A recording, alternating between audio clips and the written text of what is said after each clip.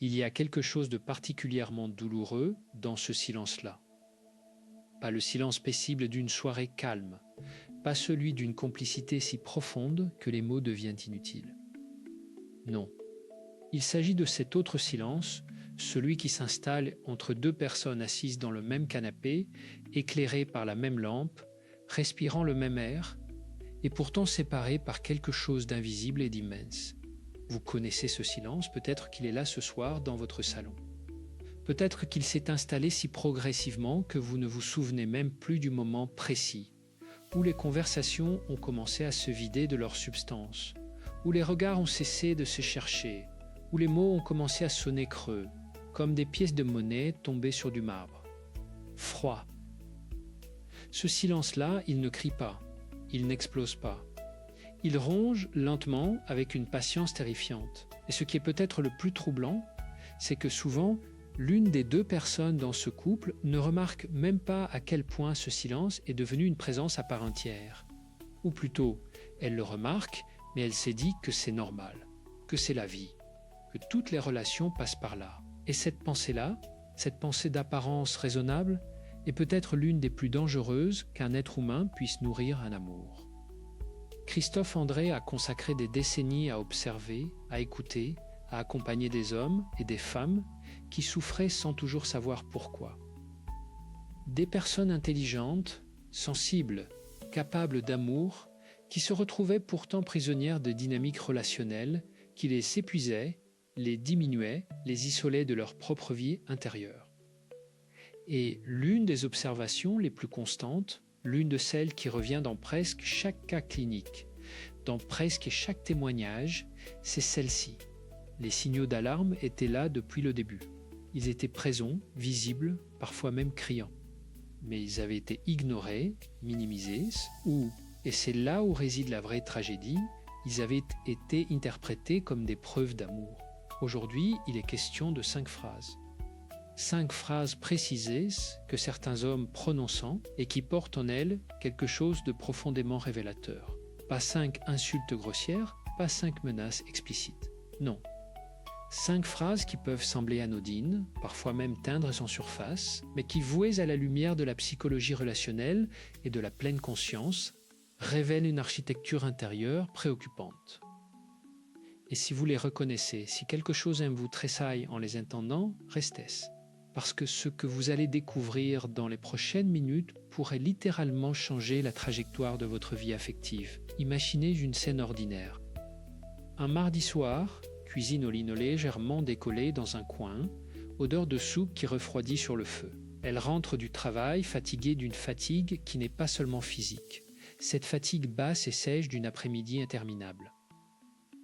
Elle pose ses clés sur le plein de travail, elle dit quelque chose de simple, quelque chose comme « Je voudrais qu'on parle ce soir, j'ai besoin de te dire comment je me sens depuis quelques semaines. » Et lui, sans lever les yeux de son téléphone, répond « Tu vois toujours les choses en noir. Tu es trop sensible. » Silence. Elle hoche la tête. Elle range ses affaires. Elle ne dit plus rien. Ce moment-là, ce micro-moment de rejet émotionnel, déguisé en constat objectif, s'est reproduit des centaines, des milliers de fois dans des foyers partout dans le monde. Et à chaque répétition, quelque chose de fragile se fissure un peu plus. Pas de manière spectaculaire, pas avec des éclats de verre et des portes éclaquées, avec une discrétion presque chirurgicale. Et c'est précisément cette discrétion qui le rend si dévastateur. Si vous vous reconnaissez dans cette scène, si quelque chose dans votre poitrine vient de se contracter légèrement, restez avec cette sensation un instant. Ne la chassez pas. Elle est là pour vous dire quelque chose d'important. Et si vous pensez que ce que vous venez d'entendre vous concerne, imaginez ce qui vous attend dans les prochaines minutes. Parce que ce que Christophe André observe depuis des années dans sa pratique clinique dépasse largement ce mardi soir en cuisine. Cela touche à la racine même de la façon dont nous nous construisons ou nous nous défaisons à deux. Et avant d'aller plus loin, une question simple. Est-ce que vous connaissez quelqu'un qui vit peut-être ce genre de situation en ce moment ? Quelqu'un pour qui ce contenu pourrait être une lumière dans un couloir sombre ? Si oui, vous savez ce qu'il vous reste à faire. Et si vous n'êtes pas encore abonné à cette chaîne, c'est peut-être le bon moment pour le faire, parce que ce qui est partagé ici n'est pas du contenu à consommer et oublier. C'est une invitation à regarder votre vie affective avec les yeux ouverts. Abonnez-vous et laissez un commentaire en bas de cette vidéo pour dire quelle phrase vous a déjà été dite ou quelle phrase vous avez vous-même prononcée sans en mesurer le poids. Cette conversation appartient à tout le monde. Maintenant, entrons dans le vif du sujet. Christophe André insiste souvent sur ce point. Nous ne sommes pas blessés par les grandes catastrophes autant que par la somme de petites abdications quotidiennes. Ce sont les 1000 petits renoncements, les 1000 petits silences avalés, les 1000 petites humiliations portées comme des bagages de plus en plus lourds qui finissent par transformer une relation d'amour en quelque chose d'autre. Quelque chose qui ressemble à une cohabitation contractuelle polie en surface, désertée en profondeur. Et voici ce qui devrait vous inquiéter. Ce n'est pas le conflit qui tue le plus souvent les relations. C'est l'absence de réparation après le conflit. C'est l'incapacité ou le refus de voir l'autre dans sa réalité émotionnelle. Et certaines phrases, certaines formulations précises sont des marqueurs presque infaillibles de cette incapacité. Elles fonctionnent comme des radiographies de l'intérieur. Elles révèlent une structure. Une structure qui peut être rigide, défensive, parfois même dangereuse pour l'équilibre psychologique de celle qui vit qu'à côté de cette structure. La première de ces phrases, Christophe André la rencontre régulièrement dans les récits de ses patients, est celle-ci. Tu exagères toujours, tu dramatises.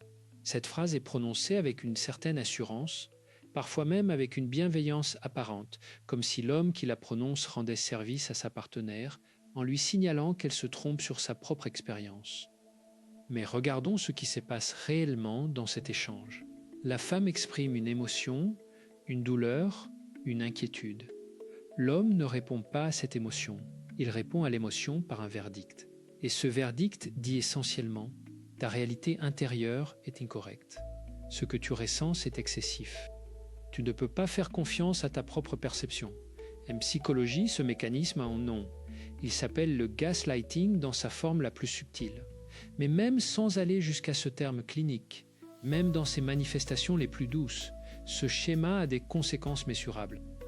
À force d'entendre que ses émotions sont disproportionnées, la personne commence à douter d'elle-même. Elle commence à s'autocensurer. Elle commence à minimiser ses propres besoins avant même de les exprimer. Et cette autocensure, cette habitude de se rétrécir pour ne pas déranger, est l'une des formes les plus silencieuses de souffrance psychologique qui existent. Christophe André utilise souvent une métaphore dans ses conférences. Il parle du thermostat émotionnel. Chaque être humain a un thermostat, une façon naturelle de réguler et d'exprimer ses émotions. Quand un partenaire passe son temps à dire à l'autre que son thermostat est mal réglé, il ne réparait pas le thermostat, il le débranche. Et une personne dont le thermostat émotionnel a été débranché par des années de minimisation devient quelqu'un qui ne sait plus ce qu'elle ressent, quelqu'un qui a perdu l'accès à sa propre vie intérieure. C'est une forme de désorientation profonde. Et pourtant, ça commence par une phrase prononcée un mardi soir dans une cuisine. Dans ce moment, je vous parlerai de la deuxième phrase, celle qui ressemble à une déclaration d'amour, mais qui fonctionne en réalité comme une cage dorée. Mais avant cela, il est important de comprendre pourquoi ces phrases se répètent, pourquoi elles survivent dans les relations, et surtout ce qu'elles font aux enfants qui grandissent dans les maisons où elles sont prononcées. Car oui, les enfants écoutent. Les enfants absorbent. Les enfants apprennent leur définition de l'amour dans le laboratoire vivant de leur famille. Quand un enfant grandit dans un foyer où l'un des parents nie systématiquement les émotions de l'autre, cet enfant apprend deux choses simultanément et contradictoires.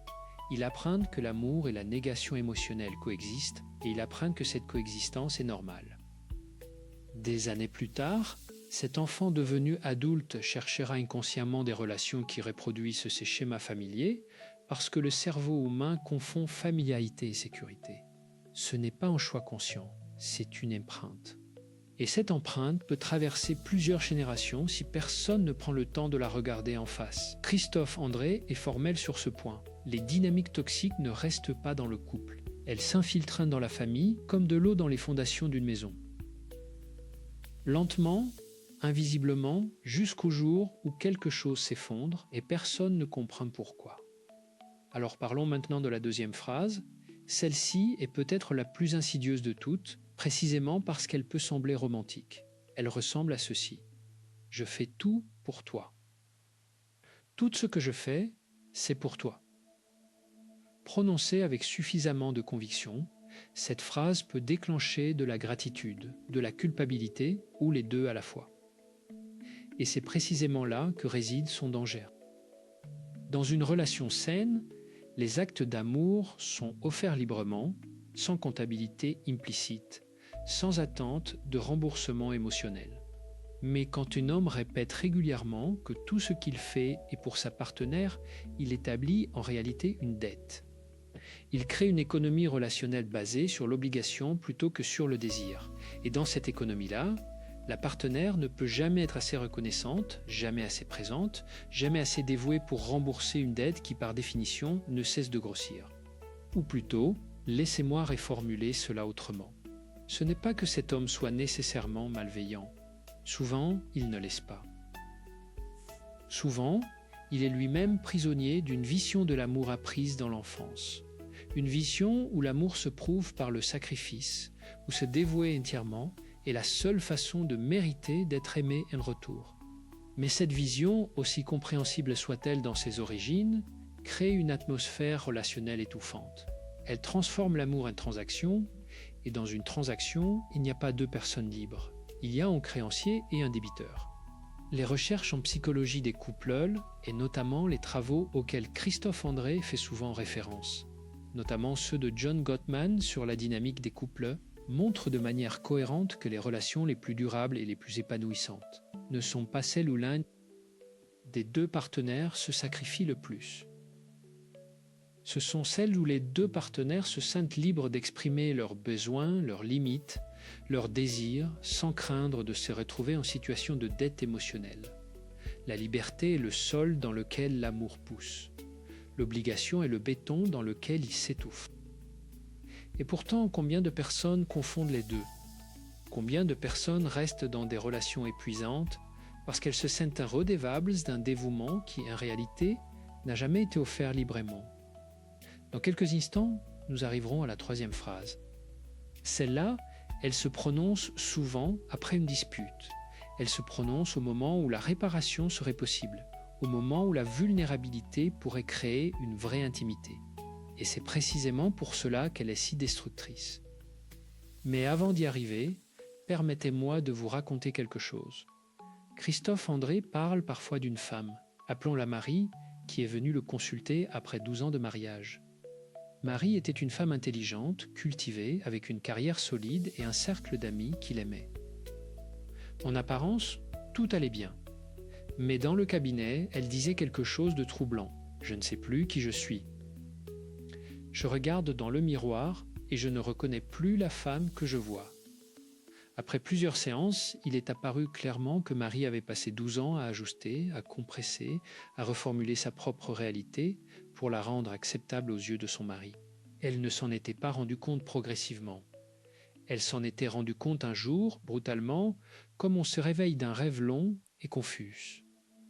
Le tournant pour Marie, le moment précis de retournement, a été le jour où elle a entendu sa fille de 9 ans dire à une amie « Il ne faut pas trop montrer qu'on est triste, sinon les gens se fâchent. » 9 ans. Et déjà l'empreinte était là, déjà la transmission silencieuse avait eu lieu.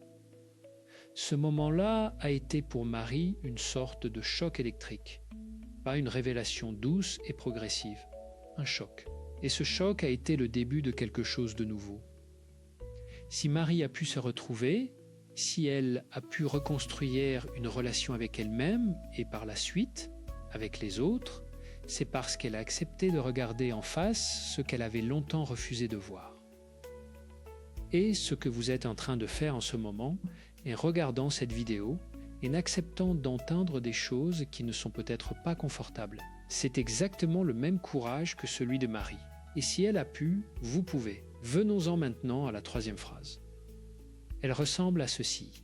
Si tout n'était pas comme ça, je ne serais pas obligé de réagir comme ça.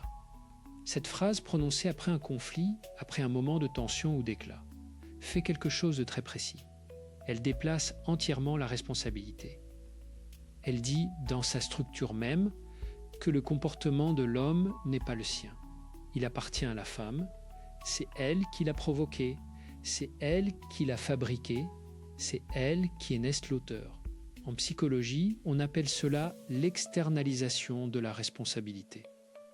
Et dans le contexte d'une relation intime, cette externalisation est particulièrement corrosive, parce qu'elle rend toute réparation impossible. Pour qu'une dispute se résolve, pour qu'elle devienne une occasion de croissance plutôt qu'une cicatrice supplémentaire, il faut que les deux personnes soient capables d'assumer une part de ce qui s'est passé. Pas nécessairement à part égale, pas dans le même registre. Mais chacun doit pouvoir dire « j'ai contribué à cela ». J'aurais pu faire autrement. Quand l'un des deux partenaires est structurellement incapable de cette reconnaissance.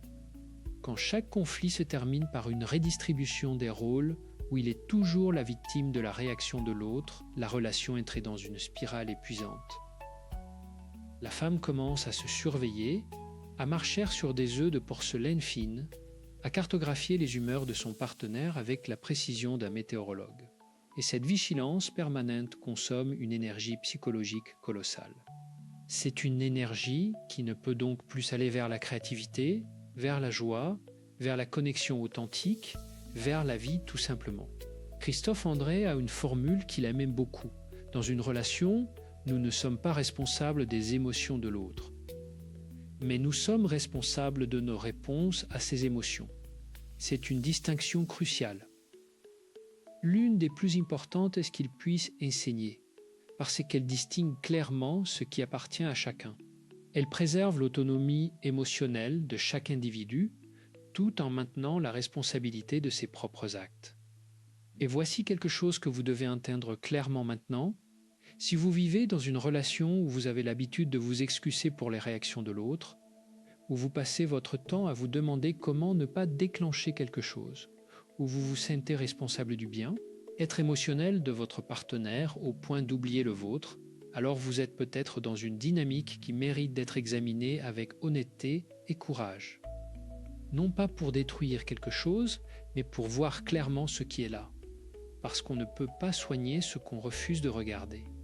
Et ce que vous ne savez peut-être pas encore, ce que je vais vous révéler dans quelques instants, c'est la façon précise dont cette dynamique affecte non seulement votre équilibre personnel, mais aussi la structure neurologique de vos enfants. Oui, neurologique. Les recherches en neurosciences affectives sont sans équivoque là-dessus. Mais j'y reviendrai parce que ce qui vient avant est tout aussi important, la 4e phrase. Celle-ci est souvent chuchotée plutôt que criée. Elle arrive dans les moments d'intimité supposée, dans les moments où la garde devrait être basse, où la confiance devrait être possible. Elle ressemble à ceci. Personne d'autre ne te supporterait comme moi. Ou dans ces variantes, tu as de la chance que je sois là. Avec ton caractère, tu ne trouveras pas mieux que moi. Il y a quelque chose de particulièrement cruel dans cette phrase parce qu'elle utilise la peur comme ciment. Elle s'appuie sur la peur de l'abandon, sur la peur de ne pas être assez, sur la peur de la solitude pour maintenir l'autre en place. Et cette peur-là, contrairement à la peur saine qui nous protège d'un danger réel, est une peur fabriquée, une peur cultivée délibérément ou non dans le sol de la relation. Christophe André parle souvent de la différence entre l'amour et l'attachement anxieux. Dans l'amour authentique, on reste parce qu'on choisit de rester. Dans l'attachement anxieux, on reste parce qu'on a peur de partir. Ces deux états peuvent coexister dans une même relation, mais ils ne produisent pas les mêmes effets. L'amour nourrit, l'attachement anxieux épuise. Et quand quelqu'un utilise régulièrement des phrases qui alimentent cet attachement anxieux, qui renforcent l'idée que vous n'êtes pas assez pour être aimé par quelqu'un d'autre, il fait quelque chose de profondément anti-amoureux, même s'il pense ou prétend faire le contraire. Et pourtant, et c'est là où la psychologie devient véritablement fascinante, ces phrases fonctionnent. Elles fonctionnent parce qu'elles s'adressent à la partie la plus ancienne, la plus vulnérable de notre cerveau. La partie qui a besoin d'appartenir, d'être choisie, d'être gardée. La partie qui a appris très tôt parfois dans les premières années de vie, que l'amour est conditionnel et qu'il faut sans cesse le mériter. Et si vous avez grandi dans un environnement où l'amour était effectivement conditionnel, ces phrases vous atteindront avec une précision presque chirurgicale. Elles trouveront exactement la fissure que votre histoire a laissée ouverte. Ce n'est pas une faiblesse, c'est une blessure, et les blessures méritant des soins, pas de la honte. Les recherches en neurosciences affectives, notamment celles qui s'appuient sur les travaux de Daniel Siegel sur l'interpersonnalité et le cerveau, montrent quelque chose de saisissant. Les enfants qui grandissent dans des foyers où l'atmosphère émotionnelle est caractérisée par la peur, l'imprévisibilité ou la minimisation des émotions, développent des patterns neurologiques différents de ceux qui grandissent dans des foyers où l'attachement est sécurisant. Ces patterns affectent la régulation émotionnelle, la capacité à faire confiance, la façon de gérer le stress et les conflits. Ils ne sont pas permanents, ils peuvent évoluer, ils peuvent guérir, mais ils nécessitent une prise de conscience et souvent un accompagnement. Ce que nous faisons dans nos relations de couple, ce n'est pas seulement ce que nous faisons entre deux adultes. C'est le modèle que nous offrons à ceux qui nous regardent vivre. Et si ce modèle est fait de peur, de honte, de dette émotionnelle et de responsabilités déplacées, alors nous transmettons quelque chose que nous n'avons pas choisi de transmettre, mais que nous transmettons quand même. Voilà pourquoi il est urgent d'agir. Voilà pourquoi rester dans une dynamique toxique en se disant que les enfants ne voient rien ou que ça va aller est peut-être la forme la plus coûteuse de l'auto-persuasion. Les enfants voient tout. Ils ne comprennent pas tout avec leurs mots. Mais ils enregistrent tout avec leur corps, avec leur système nerveux, avec leurs émotions brutes. Et maintenant, la 5e phrase, la dernière. Celle-ci est peut-être la plus complexe à identifier parce qu'elle ne ressemble pas à une attaque. Elle ressemble à de la sagesse. Elle ressemble à du recul. Elle ressemble à de la maturité. Elle ressemble à ceci. Tu es trop émotive pour qu'on puisse avoir une vraie conversation là-dessus. Cette phrase fait plusieurs choses simultanément. Elle invalide l'état émotionnel de la femme comme condition préalable à la conversation. Elle établit que la raison appartient à l'homme et que l'émotion appartient à la femme et que la raison est supérieure à l'émotion. Et elle reporte indéfiniment la possibilité d'une vraie connexion émotionnelle, toujours à plus tard, toujours quand tu te seras calmé, toujours quand tu seras dans un état qui me convient pour avoir cette conversation que finalement nous n'aurons jamais vraiment. Christophe André a écrit abondamment sur la relation entre émotion et raison, et il insiste sur quelque chose que la neurologie confirme. Les émotions ne sont pas des parasites de la pensée. Elles sont des données. Elles sont des informations cruciales sur notre état intérieur, sur nos besoins, sur nos limites, sur ce qui est juste ou injuste dans notre expérience. Disqualifier les émotions de quelqu'un, c'est lui dire que ces données sont corrompues, que son logiciel intérieur ne fonctionne pas correctement. Et à force d'entendre cela, la personne finit par croire que c'est vrai. Et voilà, et c'est là où réside la véritable ironie tragique de ces 5 phrases. Voilà comment des hommes qui ne lèvent jamais la main, qui ne crient jamais vraiment, qui ne font rien que la société reconnaîtrait facilement comme de la violence, parviennent néanmoins à éroder progressivement l'identité, la confiance et la santé psychologique de leurs partenaires. Pas avec des coups, avec des mots, avec des silences, avec une architecture linguistique soigneusement, même inconsciemment, construite pour maintenir l'autre dans une position de doute et de dépendance. Maintenant, une question s'impose, et elle est peut-être la plus importante de toute cette vidéo. Si vous reconnaissez ces phrases, si vous les entendez dans votre tête, avec la voix précise de quelqu'un que vous connaissez, que faites-vous de cette reconnaissance? Christophe André a une réponse claire à cela, et cette réponse n'est ni la fuite immédiate, ni la résignation, ni la guerre. C'est la conscience lucide, compassionnelle, courageuse. La conscience comme premier acte de libération. Voyons maintenant ce que la psychologie et la pleine conscience proposent concrètement, parce que le diagnostic sans le soin est une cruauté supplémentaire. Et l'objectif ici n'est pas de vous laisser avec de la peur et une liste de signaux d'Allah. L'objectif est de vous donner des outils. De vrais outils, concrets, pratiques. utilisables dès ce soir si vous le souhaitez. Le premier outil que Christophe André recommande avec constance est ce qu'il appelle la pratique du témoin intérieur. Il s'agit de développer une capacité d'observation de soi-même dans les moments de tension relationnelle. Concrètement, cela ressemble à ceci. Quand une de ces phrases est prononcée, au lieu de réagir immédiatement, soit en s'effondrant, soit en contre-attaquant, on prend un souffle conscient, un seul. Et on se pose mentalement une question très précise. Qu'est-ce que je ressens dans mon corps en ce moment? Pas « Pourquoi il dit ça ?» Pas « Qu'est-ce que je dois répondre ?» Juste « Qu'est-ce que je ressens dans mon corps ?» Cette question est révolutionnaire dans sa simplicité, parce qu'elle ramène la conscience dans le corps, là où les émotions vivent réellement. Elle court-circuite la spirale de pensée réactive. Et elle crée un espace, même microscopique, entre le stimulus et la réponse. Et dans cet espace, comme Viktor Frankl l'avait pressenti bien avant les neurosciences modernes, réside notre liberté. Cela ne règle pas le problème structurel d'une relation avec un partenaire qui utilise ces 5 phrases. Mais cela préserve quelque chose d'essentiel, votre ancrage dans votre propre réalité, votre capacité à savoir ce que vous ressentez, même quand quelqu'un vous dit que vous le ressentez mal. Le deuxième outil, et celui-ci est destiné aux couples qui veulent travailler sur leur relation plutôt que la quitter, s'appelle la conversation réparée.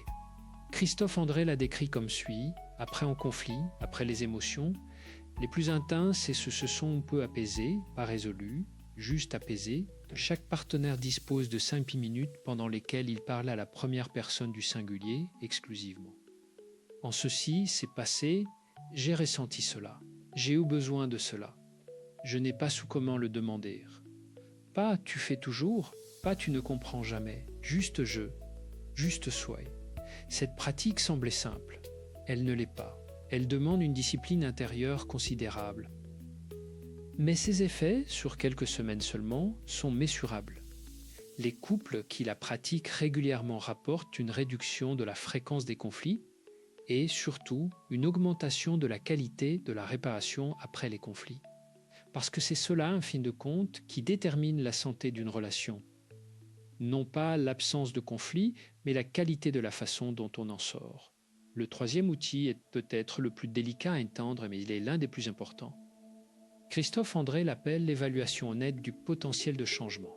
Et cela demande de se poser une question que beaucoup d'entre nous évitent. Est-ce que mon partenaire est capable de remettre en question ses propres comportements ?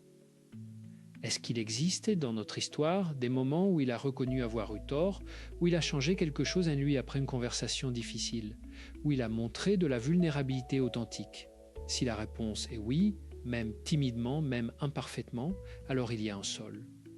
Il y a quelque chose sur quoi construire. La thérapie de couple, l'accompagnement individuel, les pratiques de pleine conscience partagée peuvent faire des choses remarquables dans ce sol-là. Si la réponse est non, si l'histoire de la relation est une longue succession de conflits où la responsabilité a toujours été déplacée, où la vulnérabilité n'a jamais vraiment eu sa place, où ces 5 phrases ont été prononcées des centaines de fois sans jamais être questionnées, alors cette évaluation honnête vous dit quelque chose d'important. Et Christophe André est très clair sur ce point. La compassion pour l'autre ne doit jamais se faire au prix de la destruction de soi. L'amour vrai ne demande pas qu'on s'efface pour nourrir l'ego de l'autre. Le 4e outil concerne spécifiquement les enfants et les familles. Si vous avez des enfants, si vous vous inquiétez de l'impact de votre dynamique de couple sur eux, voici quelque chose de concret que vous pouvez faire dès demain matin. Christophe André l'appelle la réparation visible. Il s'agit de laisser les enfants vous voir vous excuser. Leur laisser voir l'un des parents dire à l'autre « J'ai réagi de façon disproportionnée hier soir, je suis désolé, ce n'était pas correct. » Pas une mise en scène, pas une performance, une vraie reconnaissance dite à voix normale dans la cuisine pendant le petit déjeuner. Ce geste simple fait quelque chose de puissant dans le cerveau d'un enfant.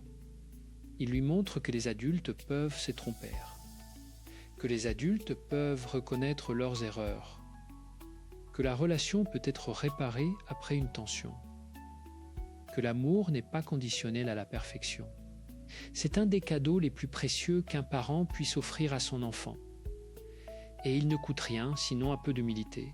Le cinquième outil, celui que Christophe André considère peut-être comme le fondement de tous les autres, est la pratique quotidienne de la présence. Pas la présence physique, la présence attentive, la présence qui regarde vraiment, qui écoute vraiment, qui pose son téléphone sur la table, ferme l'ordinateur et dit à l'autre « Je suis là, dis-moi, j'écoute ».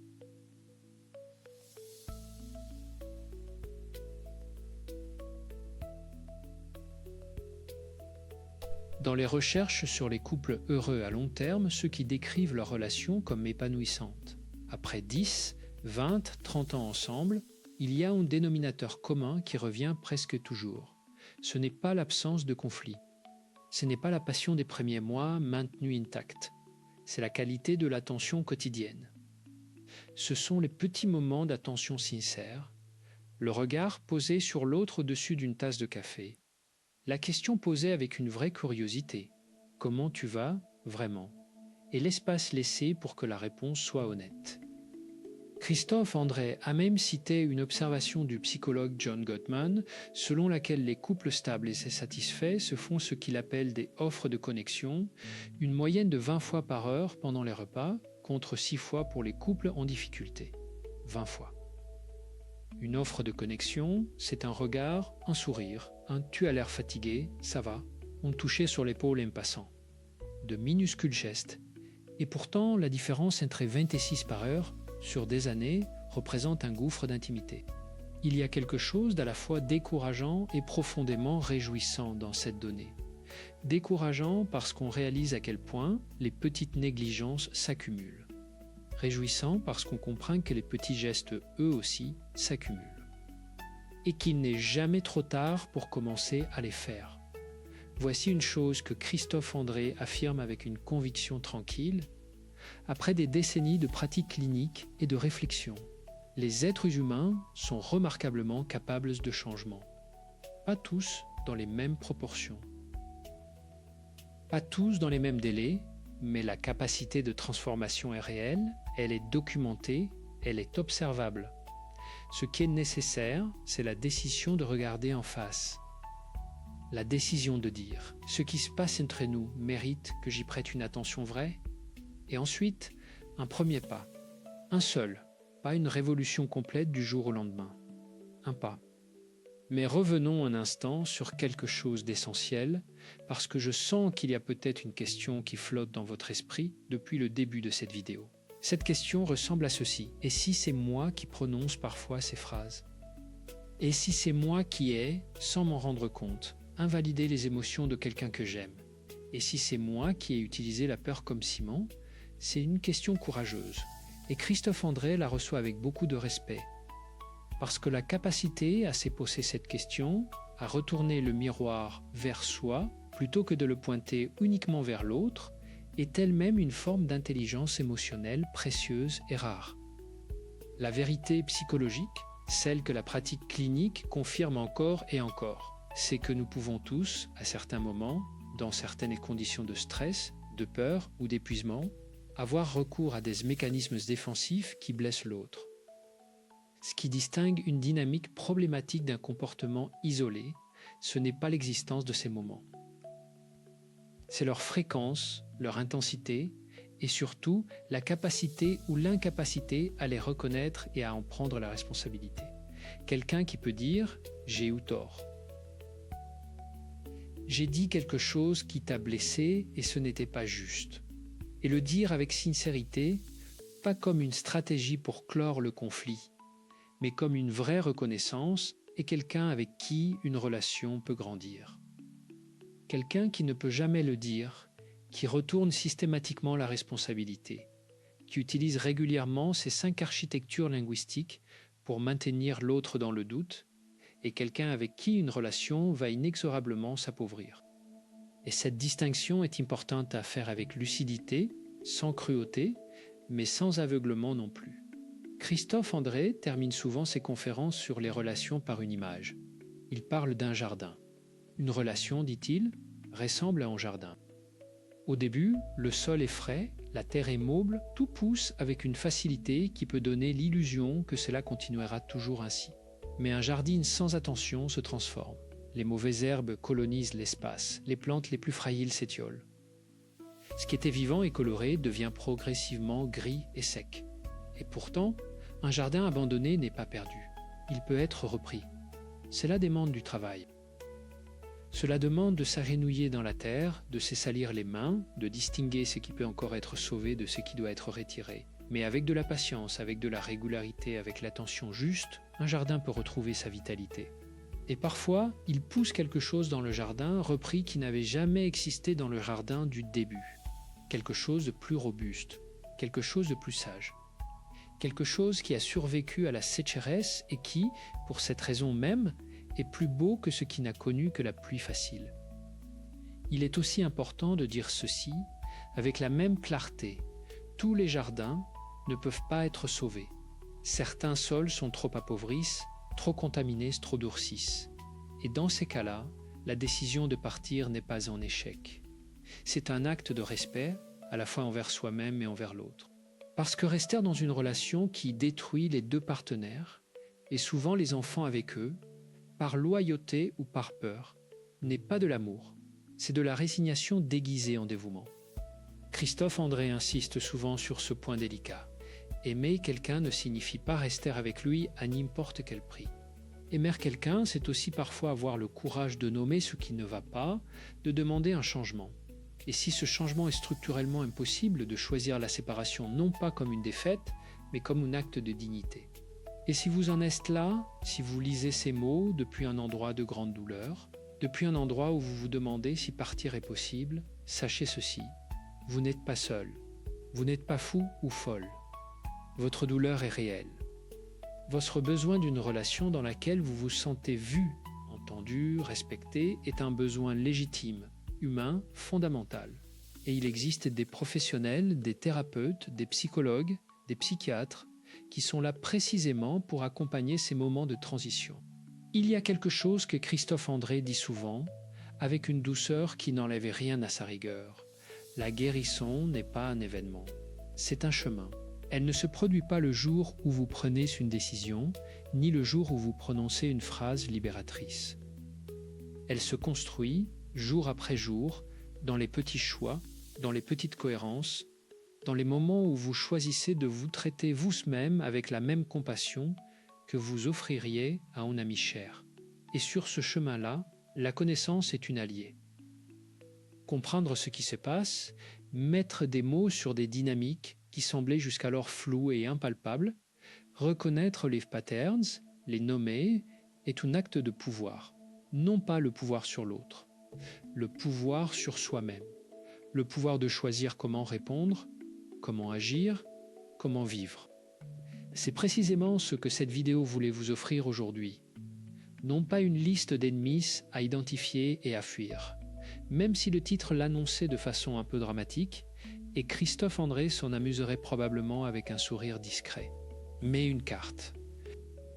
Une carte des territoires intérieurs qui sont un jeu dans toute relation intime.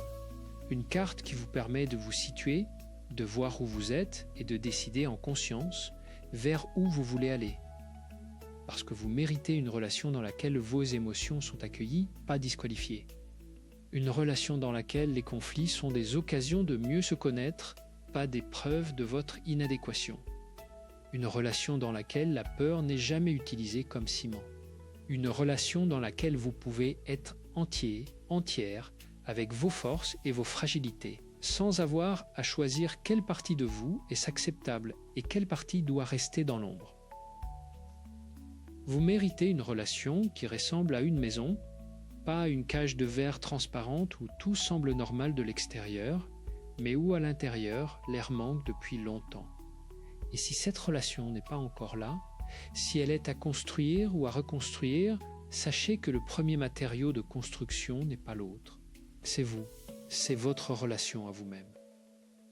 C'est votre capacité à vous connaître, à vous respecter, à vous traiter avec la tendresse que vous offrez si généreusement aux autres. Christophe André termine en disant quelque chose de simple, quelque chose qui porte en lui toute la sagesse d'une vie passée à observer l'âme humaine dans ses moments les plus vulnérables. Nous ne pouvons aimer les autres qu'à hauteur de l'amour que nous nous accordons à nous-mêmes. Pas l'amour narcissique. Pas l'amour qui se ferme aux autres. L'amour qui se connaît. L'amour qui se respecte. L'amour qui sait ce dont il a besoin et qui ose le demander. Et cet amour-là, vous pouvez commencer à le cultiver dès aujourd'hui. Pas demain. Pas quand les conditions seront parfaites. Aujourd'hui. Avec ce que vous avez, avec ce que vous êtes. Si quelque chose dans cette vidéo vous a touché, si une phrase a résonné en vous d'une façon que vous n'attendiez pas, prenez un moment pour l'écrire en commentaire. Pas pour les autres, pour vous. Parce que mettre des mots sur ce qui nous touche est déjà une forme de soin. Et si quelqu'un dans votre entourage vit peut-être ce que cette vidéo décrit, si vous pensez à une amie, une sœur, quelqu'un dont vous vous inquiétez, partagez ce contenu avec elle. Pas avec des mots d'explication, juste en lui envoyant le lien. Parfois, le meilleur cadeau qu'on puisse faire à quelqu'un, c'est de lui montrer qu'il n'est pas seul à vivre ce qu'il vit. Et si vous n'êtes pas encore abonné, c'est vraiment maintenant le moment. Parce que ce qui est partagé ici, semaine après semaine, est conçu pour être une ressource durable, un espace où la psychologie, la pleine conscience et la profondeur humaine se rencontrent pour vous aider à vivre plus pleinement, plus librement, plus amoureusement, au meilleur sens de ce mot. Prenez soin de vous, avec douceur, avec rigueur, avec la patience d'un jardinier qui sait que les plus belles choses poussent lentement. Et n'oubliez jamais que chaque jour qui commence est une nouvelle occasion de choisir comment vous voulez vivre, comment vous voulez aimer et qui vous voulez être dans la vie de ceux que vous aimez.